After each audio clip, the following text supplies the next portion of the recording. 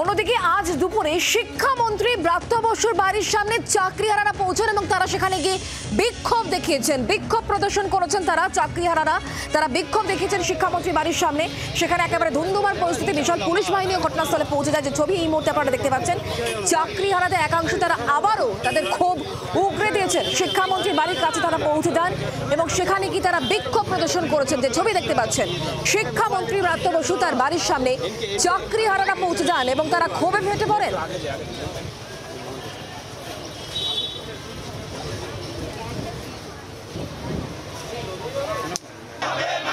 চাকরিহারাদের একটা অংশ শিক্ষামন্ত্রীর বাড়ির সামনে এসে হাজির। তাদের বক্তব্য, শিক্ষামন্ত্রীর সঙ্গে তাদের দেখা করতে দিতে হবে এবং তারা শিক্ষামন্ত্রীর কাছে কথা বলতে চান, দেখা করতে চান। কিন্তু চাকরিহারাদের যে অংশটা এসেছেন এই মুহূর্তে ব্রাত্য বসুর বাড়ির সামনে, তাদের ওএমআর তালিকা নিয়ে গন্ডগোল রয়েছে এবং তালিকায় এসএসসির পাঠানো যে তালিকা, সেই একটা অংশের, বড় অংশের কিন্তু মধ্যে লিস্টে এদের নাম নেই। খুব স্বাভাবিকভাবেই সেটা নিয়ে বিতর্ক তৈরি হয়েছে। পুলিশের তরফ থেকে ইতিমধ্যেই জানিয়ে দেওয়া হয়েছে শিক্ষামন্ত্রী ব্রাত্য বসু এই মুহূর্তে নেই তার বাড়িতে, তারপরেও তারা এখানে অবস্থান চালিয়ে যাওয়ার হুঁশিয়ারি দিচ্ছেন।